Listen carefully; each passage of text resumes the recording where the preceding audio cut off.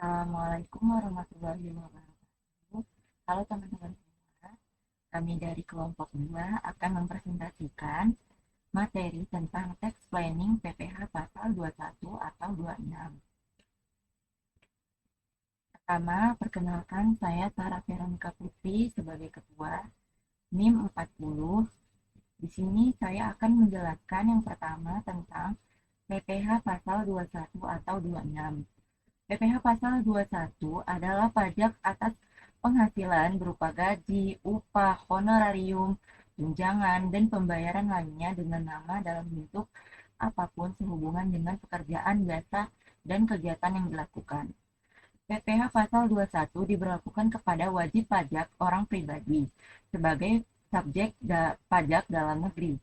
Apabila penerima penghasilan adalah orang pribadi dengan status sebagai subjek pajak luar negeri selain badan usaha tetap, maka akan dikenai PPH pasal 26. Selanjutnya ada pemotong PPH pasal 21.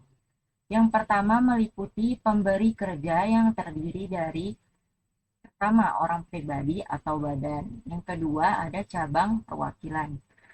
Yang kedua bendahara atau pemegang kas pemerintah. Yang ketiga dana pensiun, badan penyelenggaraan jaminan sosial tenaga kerja, dan badan lain yang membayar uang pensiun dan tunjangan hari tua. Keempat, orang pribadi yang melakukan kegiatan usaha atau pekerjaan bebas. Yang terakhir ada penyelenggaraan kegiatan. Selanjutnya, yaitu yang tidak termasuk sebagai pemberi kerja yang punyai kewajiban untuk melakukan pemotongan PPH pasal 21. Pertama, kantor perwakilan negara asing. Kedua, organisasi internasional yang telah ditetapkan oleh Menteri Keuangan. Yang ketiga, pemberi kerja orang pribadi yang tidak melakukan kegiatan usaha atau pekerjaan bebas semata-mata memperkerjakan orang pribadi untuk melakukan pekerjaan rumah tangga atau bukan dalam rangka melakukan kegiatan usaha atau pekerjaan bebas. Selanjutnya ada subjek pemotongan PPH pasal 21 atau 26. Subjek pemotongan adalah orang pribadi yang menerima atau memperoleh penghasilan sehubungan dengan pekerjaan, jabatan, jasa, atau kegiatan. Yang pertama ada pegawai, kedua penerima uang pesangon pensiun atau uang manfaat pensiun, tunjangan hari tua atau jaminan hari tua termasuk ahli warisnya. Yang ketiga bukan pegawai yang menerima atau memperoleh penghasilan sehubungan dengan pekerjaan jasa. Ini contohnya berupa pemusik, bintang film, model, olahragawan, dan lainnya. Keempat, anggota Dewan Komisaris atau Dewan Pengawas yang tidak merangkap sebagai pegawai tetap pada perusahaan yang sama. Yang kelima, mantan pegawai. Yang keenam, peserta kegiatan yang menerima kegiatan atau memperoleh penghasilan sehubungan dengan keikutsertaannya dalam suatu kegiatan. Selanjutnya, objek PPH pasal 21. Penghasilan yang dipotong PPH pasal 21 atau 26 sesuai Perdirjen Pajak nomor per 31 garing PJ garing 2012. Kedua, penghasilan yang dipotong PPH pasal 21 atau 26 termasuk pula penerimaan dalam bentuk natura atau kenikmatan lainnya dengan nama dan dalam bentuk apapun yang diberikan oleh yang pertama, wajib pajak yang dikenakan pajak penghasilan bersifat final. Wajib pajak yang dikenakan pajak penghasilan berdasarkan norma perhitungan khusus atau deemed profit. Yang ketiga, dalam hal penghasilan diterima dalam mata uang asing. Perhitungan PPH pasal 21 yang didasarkan pada nilai kurs yang ditetapkan oleh Menteri Keuangan yang berlaku. Selanjutnya, perhitungan PPH pasal 21 atau 26 atas penghasilan berupa penerimaan dalam bentuk antara kenikmatan lainnya didasarkan oleh harga pasar atau barang yang diberikan atau nilai wajar atas pemberian dan kenikmatan yang diberikan. Selanjutnya akan dijelaskan oleh rekan saya Ardiansyah. Assalamualaikum warahmatullahi wabarakatuh. Perkenalkan, nama saya Muhammad Ardiansyah dari NIM 46. Oke teman-teman semua, di sini saya akan menjelaskan materi tentang non-objek PPh pasal 21, yang dimana pemotongan pajak penghasilan pasal 21 berupa 1. Pembayaran klaim asuransi dari perusahaan asuransi. Kemudian yang kedua, penerimaan dalam bentuk natura dan kenikmatan dengan nama apapun yang diterima sepanjang memenuhi syarat. Yang ketiga, fasilitas makan dan minum tidak dianggap sebagai penghasilan yang dikenai pajak apabila diberikan di tempat kerja atau diberi dalam bentuk kupon. Poin keempat, alat keselamatan kerja atau seragam kerja. Yang kelima, diberikan di daerah tertentu. Yang keenam, iuran pensiun yang diberikan kepada dana pensiun yang pendirinya telah disahkan oleh Menteri Keuangan. Oke teman-teman, jadi di non-objek PPh pasal 21 terdapat 6 poin. Kemudian poin-poin yang telah saya jelaskan tadi. Oke teman-teman, selanjutnya kita lanjut ke materi selanjutnya, yaitu kebijakan atau metode pemotongan PPh pasal 21. Nah, di sini ada beberapa alternatif perhitungan dan pemotongan yang dapat diterapkan. Yang pertama, yaitu pajak penghasilan 21 ditanggung perusahaan atau net basis, yang merupakan metode di mana perusahaan menanggung beban pajak karyawannya. Kemudian, poin kedua, pajak penghasilan 21 ditanggung karyawan merupakan metode pemotongan pajak yang di mana karyawan dapat menanggung beban pajaknya sendiri. Yang ketiga, pajak penghasilan 21 ditunjangkan oleh perusahaan yang merupakan metode pemotongan pajak.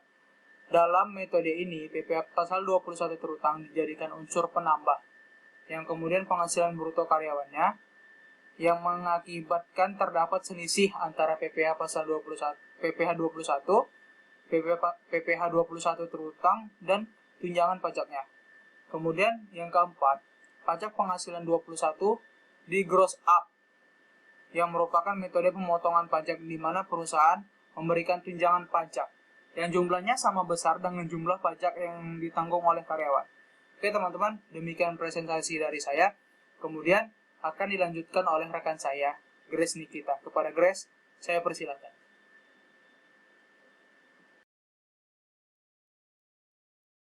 Nama saya Grace Nikita, NIM 53. Selanjutnya saya akan menjelaskan tentang tata cara perhitungan PPh pasal 21. A. Dasar pengenaan pajak atau DPP. Penghasilan kena pajak berlaku bagi yang pertama pegawai tetap. Cara perhitungannya PKP dikurang PB dikurang biaya jabatan dikurang PTKP. Yang kedua berlaku bagi penerima pensiun berkala, PKP sama dengan peredaran bruto dikurang biaya pensiun dikurang penghasilan tidak kena pajak. Yang ketiga berlaku bagi pegawai tidak tetap, PKP sama dengan peredaran bruto dikurang PTKP. Dan yang keempat berlaku bagi bukan pegawai seperti penjajah barang dagangan yang tidak berstatus pegawai. PKP-nya sama dengan PB dikurang PTKP yang dihitung bulanan. Dengan catatan penerapan, sesuai pasal 15 ayat 2 PMK nomor 252 garing PMK titik 03 garing 2008, tarif pasal 17 ditetapkan atas jumlah kumulatif penghasilan kena pajak yang diterima atau diperoleh bukan pegawai yang dihitung setiap bulan.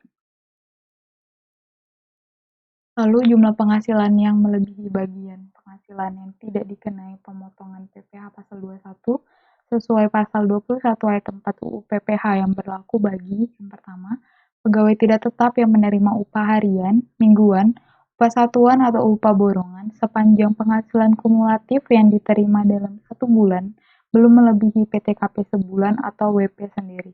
Jadi PKP sama dengan PB dikurang batasan pasal 21 ayat 4. Catatan, batasan penghasilan yang dikecualikan dari pemotongan itu adalah sesuai pasal 21 ayat 4 adalah 150.000 per hari. Nah, jika jumlah kumulatif dalam sebulannya sudah melebihi 4.500.000, maka pengurangnya adalah PTKP sebenarnya. Lalu yang ketiga ada jumlah penghasilan bruto yang berlaku bagi penerima penghasilan lainnya. Yang B. Pengurang yang diperbolehkan. Yang pertama, biaya jabatan hanya boleh dikurangkan dari penghasilan bruto pegawai tetap karena dianggap sebagai biaya 3M, yaitu mendapatkan, menagih, memelihara penghasilan dari pekerjaan atau jabatan. Yang kedua, biaya pensiun hanya boleh dikurangkan dari peredaran bruto yang berupa uang pensiun yang dibayar secara berkala atau bulanan. Dianggap sebagai biaya untuk mendapatkan, menagih, memelihara uang pensiun. Yang ketiga, iuran yang terkait dengan gaji. Iuran ini dibayar oleh pegawai kepada dana pensiun yang pendiriannya telah disahkan oleh Menteri Keuangan. Contohnya seperti iuran jaminan hari tua. Dan yang keempat adalah penghasilan tidak kena pajak atau PTKP, batasan penghasilan yang tidak dikenai pajak bagi orang pribadi yang berstatus pegawai tetap, pegawai tidak tetap, pemagang, dan lain-lain. Lalu di sini ada tabel besaran PTKP. Untuk penerima PTKP yang pertama, pegawai yang bersangkutan setahunnya 54 juta, sebulannya 4.500.000. Yang kedua, tambahan untuk pegawai yang kawin, setahunnya 4.500.000 dan sebulannya 375.000. Dan yang ketiga, tambahan untuk setiap anggota keluarga sedarah dan semendah dalam garis keturunan lurus, serta anak angkat yang menjadi tanggungan sepenuhnya paling banyak 3 orang. Jadi setahunnya 4.500.000 per orangnya dan sebulannya adalah 375.000 per orangnya. Lalu di sini ada tarif pajak. Yang pertama, tarif pasal 17 UU nomor 36 tahun 2008 tentang PPh sebagai berikut. Yang lapisan PKP pertama mulai dari 0 sampai 50 juta dikenakan tarif pajak 5%, jika tidak memiliki NPWP 120% dikali 5%. Lalu lapisan kedua di atas 50 juta sampai dengan 250 juta, tarif pajaknya adalah 15% dan jika tidak memiliki NPWP maka 120 dikali 15%. Dan yang ketiga, di atas 250 juta sampai dengan 500 juta, dikenakan tarif pajak 25% jika tidak memiliki NPWP, 120% dikali 25%. Dan yang keempat, di atas 500 juta dengan tarif pajak 30%, dengan tarif non-NPWP 120% dikali 30%. Nah, yang kedua ada tarif PPh 21 atas penghasilan berupa uang pesangon sesuai peraturan Menteri Keuangan nomor 16 garing PMK.03 garing 2010. Yang pertama tarif 0% dari penghasilan bruto sampai dengan 50 juta. Yang kedua tarif 5% dari penghasilan bruto di atas 50 juta sampai dengan 100 juta. Yang ketiga, tarif 15% dari penghasilan bruto di atas 100 juta sampai dengan 500 juta. Dan yang keempat, tarif 25% di atas 500 juta. Nah, yang ketiga ada tarif PPh 21 atas penghasilan berupa uang manfaat pensiun, tunjangan hari tua atau jaminan hari tua. Yang pertama, tarif 0% atas penghasilan bruto sampai dengan 50 juta. Yang kedua, tarif 5% atas penghasilan bruto di atas 50 juta. Dan yang keempat, honorarium dan imbalan lain dengan nama apapun yang diterima oleh pejabat negara, PNS, anggota TNI Polri yang sumber dananya berasal dari keuangan negara atau keuangan daerah, kecuali yang dibayarkan kepada PNS golongan 2 ke bawah dan anggota TNI atau Polri berpangkat pembantu letnan 1 ke bawah atau ajun inspektur tingkat 1 ke bawah. Dengan perhitungan dilakukan dengan menerapkan tarif 15% dikali peredaran bruto. Lalu ada penghasilan yang diterima oleh orang pribadi WP luar negeri, dikenakan PPh pasal 26 dengan tarif 20% kali PB, kecuali ada tax treaty di negara bersangkutan. Jadi tax treaty itu adalah perjanjian perpajakan antar dua negara yang dibuat dalam rangka meminimalisir pemajakan berganda dan berbagai usaha penghindaran pajak. Jadi contohnya sebagai berikut. Lalu ada rekonsiliasi objek PPh pasal 21. Rekonsiliasi sangat berguna dalam rangka pelaksanaan pengendalian dan pembuktian bahwa seluruh objek PPh pasal 21 telah dipotong PPh-nya. Jadi hubungan kerja antara karyawan dengan perusahaan berlaku prinsip umum yaitu taxability dan deductibility. Jadi bagi karyawan, taxable income atau penghasilan yang menjadi objek PPh, tapi bagi perusahaan menjadi deductible expense, yaitu menjadi biaya. Atau sebaliknya, Jika bagi karyawan non-taxable income atau penghasilan yang bukan objek PPh, tetapi bagi perusahaan menjadi non-deductibility expense, bukan biaya. Berarti kebijakan ini bergantung pada perusahaan. Dengan prinsip ini, senantiasa akan terdapat pihak yang dikenai pajak, apakah bagi karyawan PPh pasal 21 atau bagi perusahaan dalam bentuk PPh badan. Sekian penjelasan dari saya, selanjutnya akan dilanjutkan oleh rekan saya, Ananda. Assalamualaikum warahmatullahi wabarakatuh. Nama aku Ananda Lutfenia Zain dengan NIM 34 dari kelas AM 3B. Jadi di sini aku mau ngejelasin sedikit apa itu taxability dan deductibility objek PPh pasal 21. Jadi yang pertama itu ada strategi memaksimalkan pengurangan atau maximizing deduction. Prinsip taxability deductibility itu adalah prinsip yang menjelaskan tentang pos-pos yang dapat atau tidak dapat dikenai pajak penghasilan atau objek pajak dan bukan objek pajak penghasilan, dan pos-pos yang dapat atau tidak dapat dibayarkan atau pengurang penghasilan bruto yang mekanismenya jika pada pihak pemberi kerja pemberian imbalan penghasilan dapat dibiayakan oleh pengurang penghasilan bruto, maka pada pihak karyawan merupakan penghasilan yang dikenakan pajak. Sebaliknya, jika pada pihak karyawan pemberian imbalan atau penghasilan tersebut bukan merupakan penghasilan, maka pada pihak pemberi kerja tidak dapat dibiayakan atau bukan pengurang penghasilan bruto. Lalu, prinsip taxability adalah merupakan prinsip dasar yang lazim diterapkan dalam perencanaan pajak pada umumnya yang dilakukan dengan mengubah atau mengkonversikan penghasilan yang merupakan objek pajak menjadi penghasilan yang bukan objek pajak, atau sebaliknya, mengubah biaya yang tidak boleh dikurangkan menjadi biaya yang boleh dikurangkan. Di sini ada tabel prinsip taxability mengenai imbalan atau natura atau uang. Yang pertama itu ada jenis imbalan dalam bentuk uang, perlakuan biaya bagi perusahaan atau pemberi kerja itu bersifat deductible, dan perlakuan PPh pasal 21 bagi penerima itu taxable. Lalu yang kedua itu ada imbalan dalam bentuk natura, dan perlakuan biaya bagi perusahaan atau pemberi kerja itu bersifat non-deductible, dan perlakuan PPh pasal 21 bagi penerima itu bersifat non-taxable. Sebelumnya, aku mau ngasih tahu apa itu deductible dan taxable. Deductible itu adalah biaya yang diakui oleh pajak biasanya ditunjukkan kepada beban atau biaya yang menurut ketentuan menjadi pengurang penghasilan bruto, diatur dalam pasal 6 Undang-Undang PPh.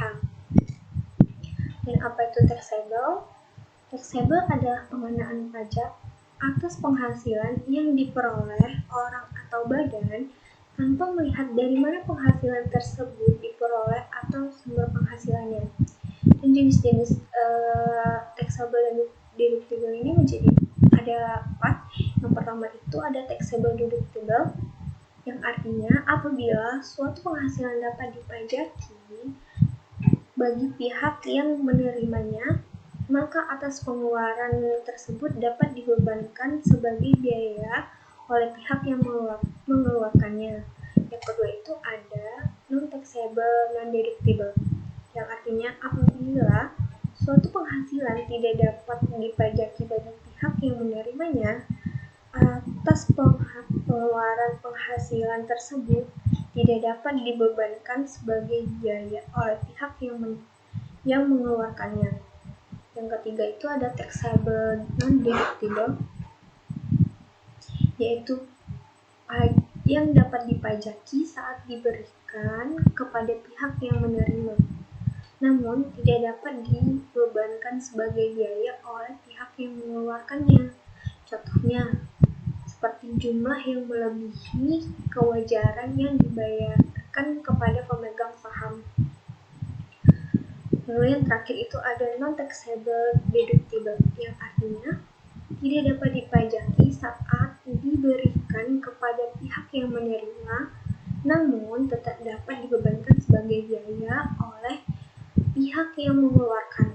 Contohnya itu seperti pemberian natura berupa penyediaan makanan atau minuman di tempat kerja bagi seluruh pegawai. Sini ada tabel objek PPh pasal 21. Yang pertama itu ada pemberian natura atau kenikmatan.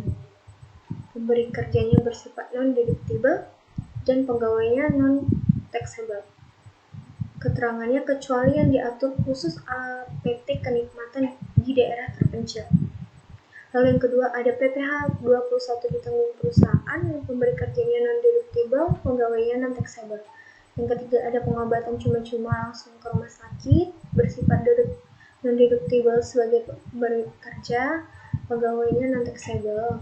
Dan yang keempat tidak ada tantim, pemberi kerjanya bersifat non-deductible dan pegawainya bersifat taxable. Keterangannya itu surat edaran 6 pajak nomor 44 1999. Lalu yang kelima ada bonus gratifikasi jasa produksi yang dibebankan ke laba ditahan dengan keterangan surat edaran 6 pajak nomor 44 1999.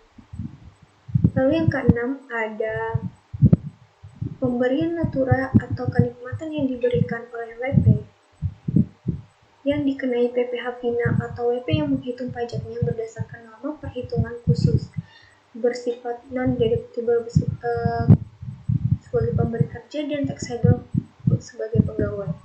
Dan yang terakhir itu ada kendaraan dinas yang digunakan pegawai tertentu karena pekerjaan atau jabatannya. Pemberi kerja bersifat deductible 50% dan non-taxable sebagai pegawai, dan keterangannya itu keputusan Dirjen Pajak 22 tahun 2002. Sini yang selanjutnya ada terapan tax planning terkait dengan PPh pasal 21. Yang pertama itu ada klausul pajak dalam perjanjian kontrak kerja. Masalah perpajakan yang berhubungan dengan pekerjaan, jasa, atau kegiatan antara lain sebagai tenaga ahli yang melakukan pekerjaan bebas yang terdiri dari pengacara, akuntan, arsitek, dokter, konsultan, notaris, penilai, dan aktuaris dikenakan tarif 50% dari jumlah bruto.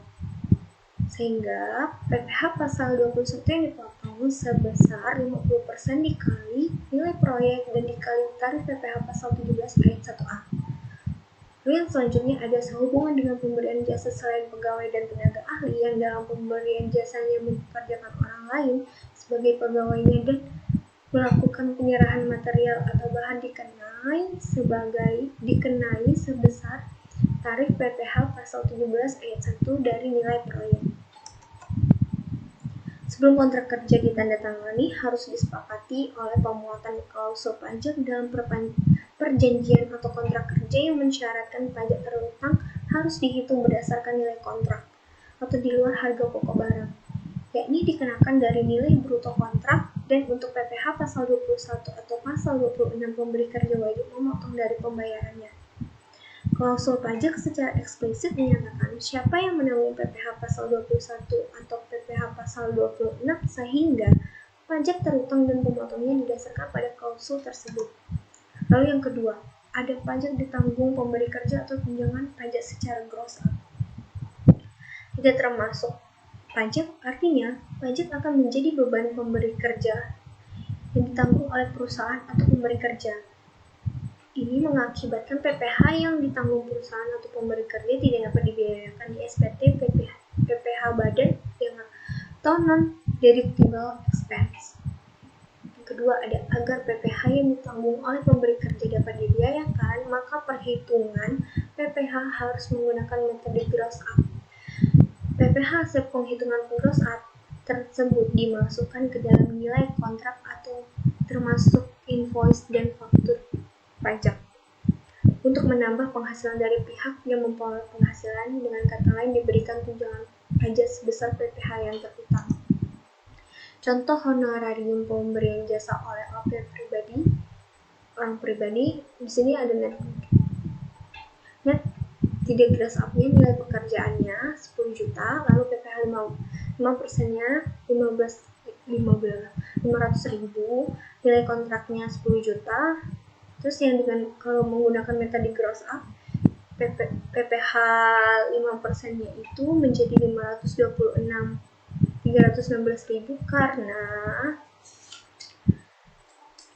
karena dengan metode gross up itu menambah nilai kontrak sebesar 5% dikali dengan 10 juta dikali dengan 100 lalu dibagi dengan 95 sehingga diperoleh hasilnya 316.000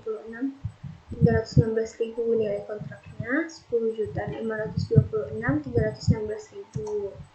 Lalu yang ketiga itu ada pemberian uang saku secara lumsum atau reimbursement.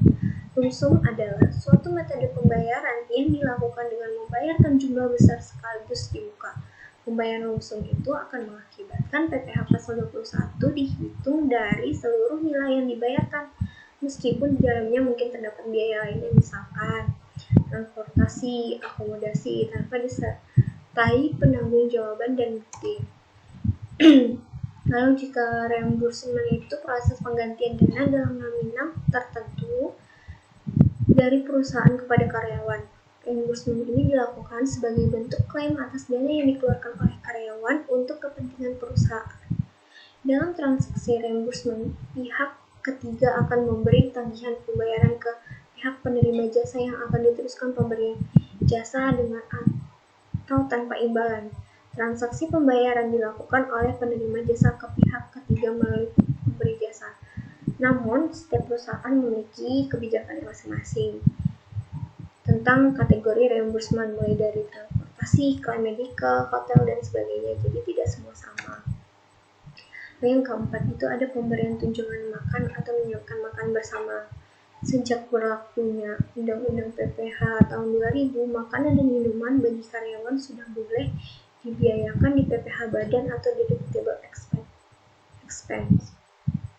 Menyiapkan makan bersama seluruh karyawan itu termasuk dalam taxable deductible, dan sedangkan kalau pemberian tunjangan makan pada karyawan tertentu itu termasuk ke dalam non-taxable non-deductible. Lalu yang kelima itu ada memberikan tunjangan kesehatan atau fasilitas pengobatan. Bila perusahaan memilih memberikan tunjangan kesehatan, maka perlakuan pajaknya bersifat taxable deductible, yang artinya tunjangan kesehatan merupakan objek PPh pasal 21 bagi karyawan penghasilan dan merupakan biaya bagi perusahaan. Bila perusahaan menyediakan fasilitas pengobatan, maka perlakuan pajaknya bersifat non-taxable, non-deductible. Dan apabila menggunakan metode reimbursement, maka bersifat non-taxable, non-deductible bila tidak ada markup bukti asli diserahkan antara perusahaan atau karyawan dan diatur dalam kontrak. Lalu yang terakhir ada bersifat taxable deductible bila persyaratan reimbursement di atas itu tadi tidak dipenuhi, baru dia bersifat non-taxable non-deductible. Baru dia bersifat taxable deductible. Lalu yang terakhir itu ada meminimalkan tarif PPh 21. Pada perusahaan yang PPh badannya tidak dikenai pajak final, diupayakan seminimal mungkin memberikan kesejahteraan karyawan dalam bentuk natura atau kenikmatan karena pengeluaran tersebut tidak dapat dibebankan sebagai biaya bagi perusahaan. Dan untuk perusahaan yang terakhir, untuk perusahaan yang PPh badannya dikenakan PPh Pina, memberikan tunjangan kepada karyawan dalam bentuk natura atau kenikmatan merupakan salah satu pilihan untuk menghindari lapisan tarif maksimum PPh pasal 21. Oke, sekian dari saya. Mohon maaf jika ada kesalahan, dan presentasi selanjutnya yang akan dilanjutkan oleh Monica. Kepada Monica, saya persilahkan. Terima kasih.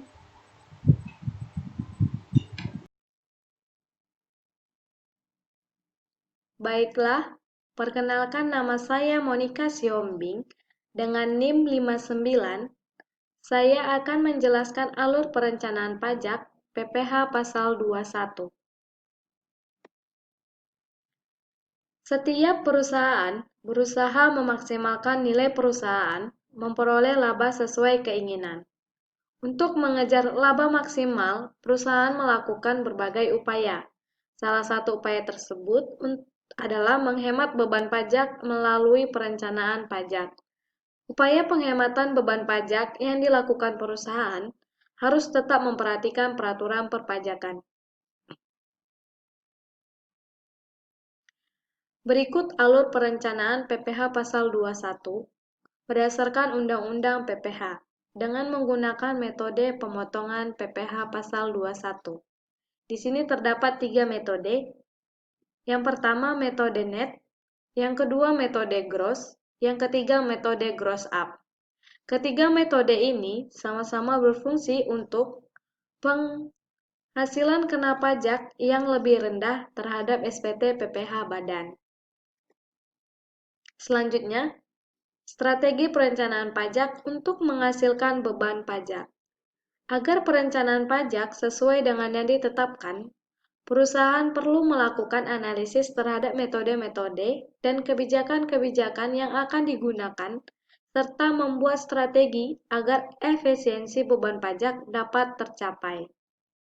Misalnya, menghindari pelanggaran terhadap peraturan perpajakan dapat dilakukan dengan cara memahami seluruh peraturan, menghitung pajak dengan cepat dan benar, membayar pajak, serta melaporkan SPT masa dan tahunan tepat waktu. Dalam perhitungan PPh pasal 21, terdapat 3 metode yang bisa diaplikasikan, yakni metode net, metode gross, dan metode gross up. Pertama, net method merupakan metode pemotongan pajak di mana perusahaan menanggung PPh pasal 21 karyawan. Namun, berbeda dengan metode gross up. Tunjangan pajak tersebut tidak ditambahkan ke penghasilan bruto.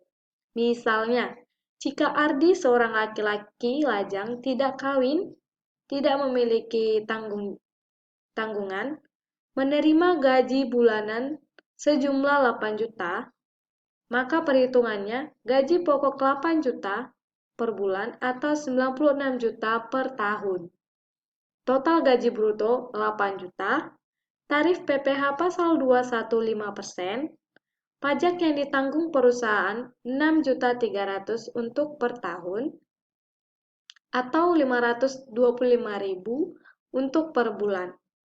Nilai PPh pasal 21 yang dibayarkan perusahaan terhadap karyawan 525.000 per bulan.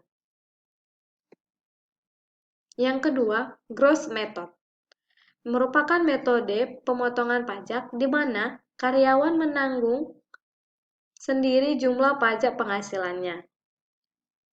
Misalnya, berapa pajak yang ditanggung perusahaan dengan gaji yang ditawarkan 11 juta per bulan, tanggungan, maka penghasilan neto dapat kita cari dengan menggunakan pendapatan bruto dikurang biaya jabatan.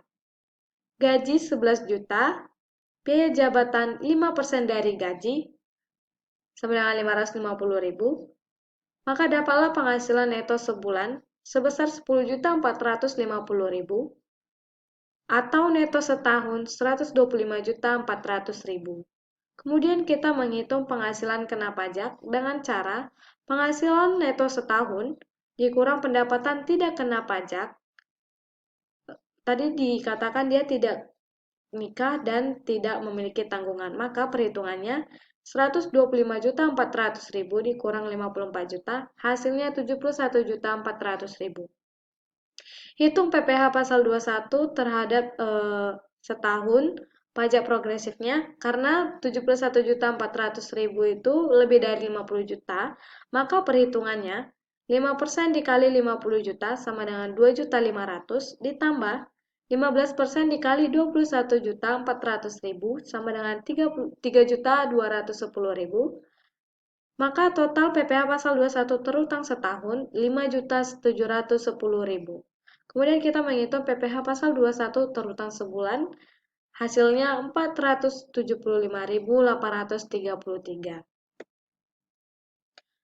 Kemudian gross up method merupakan metode pemotongan pajak di mana perusahaan memberikan tunjangan pajak PPh pasal 21 yang diformulasikan jumlahnya sama besar dengan jumlah pajak PPh pasal 21 yang akan dipotong dari karyawan. Untuk mendapatkan angka yang sama besar dengan potongan PPh pasal 21, tunjangan pajak dihitung berdasarkan besarnya penghasilan kena pajak dengan mengikuti formula berikut. Terdapat 4 lapisan, bisa dilihat di slide. Untuk lapisan pertama, penghasilan kena pajaknya dimulai dari 0 sampai 47.500.000, maka tunjangan PPh pasal 21-nya PKP setahun dikurang 0 dikali 5/95 ditambah 0. Untuk lapisan 2, penghasilan kena pajaknya 47.500.000 sampai 217.500.000, maka tunjangan PPh pasal 21-nya PKP setahun dikurang 47.500.000 dikali 15/85 ditambah 2.500.000. Untuk lapisan ketiga, penghasilan kena pajak di 1.500.000. Saya ulangi. Untuk lapisan ketiga, penghasilan kena pajak dimulai dari 217.500.000 dikurang 405 sampai 405 juta, maka penghasilan kena pajak PPh pasal 21-nya PKP setahun dikurang 217.500.000 dikali 25/75 ditambah 32.500.000. Untuk lapisan keempat, penghasilan kena pajak lebih dari 405 juta, maka tunjangan PPh pasal 21-nya PKP setahun dikurang 405.000 dikali 30/70 ditambah 95 juta. Untuk kasusnya, misalnya Ardi seorang laki-laki lajang tidak kawin, tidak memiliki tanggungan, menerima gaji bulanan sebesar 8 juta. Maka kita pertama menghitung dulu PKP setahunnya. Gaji pokok setahunnya sama dengan 96 juta. Di sini ada pengurangnya biaya jabatan setahun, 12 dikali 5% dikali 8 juta, hasilnya 4.800.000. Maka penghasilan bersih setahunnya 91.200.000. Penghasilan tidak kena pajaknya untuk tidak kawin dan tidak memiliki tanggungan sebesar 54 juta. Maka penghasilan kena pajak 200.000. Karena PKP setahunnya 37.200.000, maka berlaku rumus lapisan pertama. Maka tunjangan PPh pasal 21-nya PKP setahun dikurang 0 dikali 5/95 ditambah 0.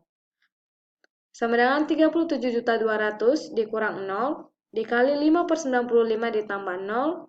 Dapatlah tunjangan PPh pasal 21-nya sebesar 1.957.894. Kemudian kita juga mencari tunjangan PPh pasal 21 yang harus diberikan perusahaan dalam sebulan itu sebesar 163.157. Di sini juga masukkan tunjangan pajak yang sudah didapatkan ke dalam penghasilan bruto untuk menghitung PPh pasal 21. Jika penghasilannya sama, maka perhitungan PPh di slide sebelumnya itu sudah benar. Di sini kita dapat sebesar, saya ulangi, tunjangan pajak PPh pasal 21 yang kita dapat tadi sebesar 163.157, maka penghasilan brutonya 8.163.157. Di sini tidak ada pengurangnya. Biaya jabatan 5% dikali 8 juta hasilnya 400.000, maka penghasilan bersih sebulannya itu 7.763.157. untuk penghasilan bersih setahunnya 93.157.884. Untuk pengurangnya, penghasilan tidak kawin dan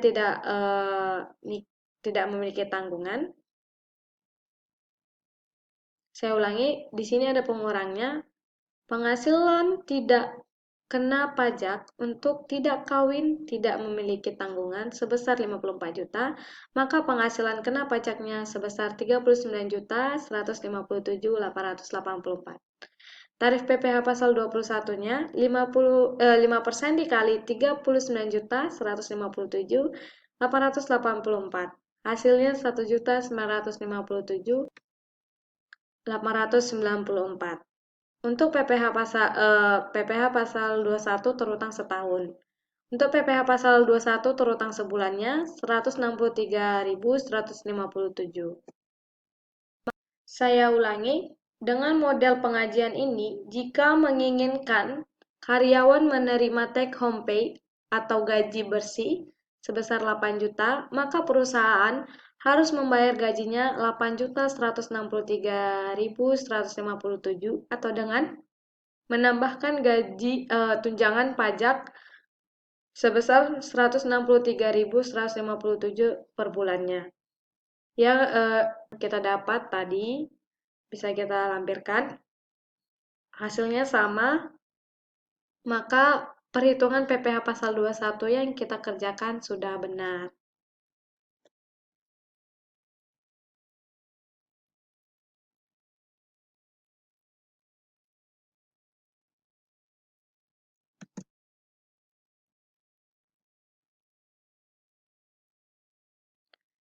Sekian dari saya, terima kasih.